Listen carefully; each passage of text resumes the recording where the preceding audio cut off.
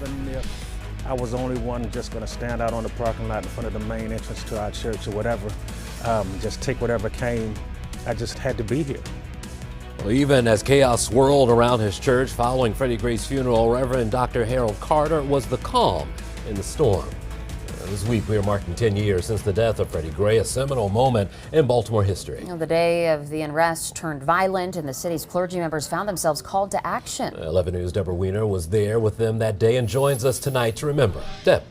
Well, that day, Jason and Ashley began with the funeral for 25-year-old Freddie Gray that was held at New Shiloh Baptist Church. I went to cover the service that morning and stayed for hours as New Shiloh became ground zero. I did not have any fear for myself, quite frankly. Yeah, it was one of those seminal moments. The Lord giveth, and the Lord taketh away. Only hours after he led the funeral for Freddie Gray at his West Baltimore church, Reverend Harold Carter Jr. returned to New Shiloh Baptist.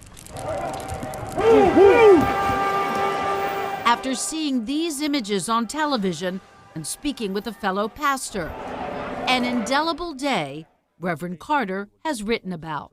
His reply was, "Turn around. It's like Beirut. No way was I going to turn around."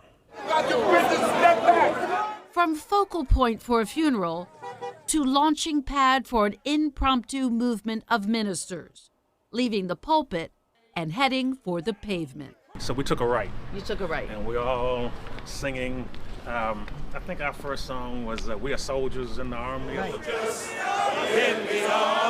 Some of Baltimore's most well-known pastors joined community leaders, arm in arm, marching in the street. At one point, even gang members joined them. And 11 News carried their peace march live. Are putting themselves in harm's way to end the violence, to stop the violence. But soon police in riot gear were headed their way. That was reminiscent of the Edmund Pettus Bridge piece, trying to march across the bridge, and then you have all of those police. Frightening, he recalls, until a commander approached. He knew that fire trucks were trying to get through because there were some small fires burning on North Avenue.